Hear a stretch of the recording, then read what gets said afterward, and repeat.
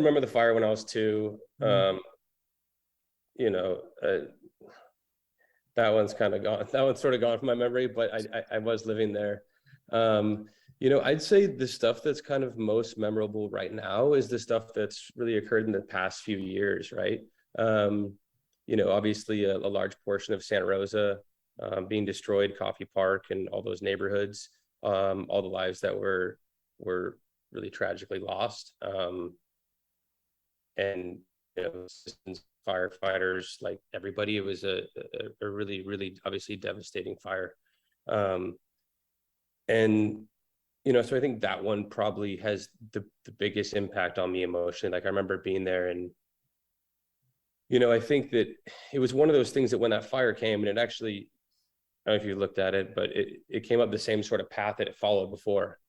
And it was so fast and so explosive that the firefighters really didn't have time to try and stop it. And so it became more about just trying to save lives at that point.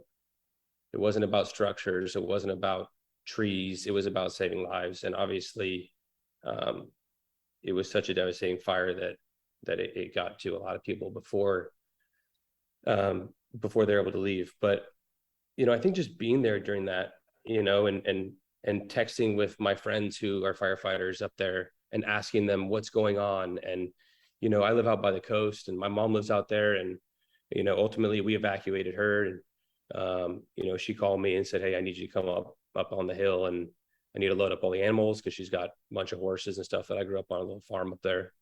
So in the middle of the night, you know, there's ash pouring down on everybody, and you got a bunch of horse trailers, and you're loading up everybody's animals, all the neighbors' dogs, and you're going around from place to place, and then you're just basically driving them anywhere you can get that there's no vegetation around. Like some of the southern dairy land is pretty safe. But I just remember texting my buddies like on the line and just be like, what's going on? And just sort of, you know, I mean, some of the stuff is kind of personal, but like, I'll just share that, you know, that there were pretty horrific text messages to be receiving from friends who are on scene, and some of the things that they're seeing in those moments, and what they're experiencing. So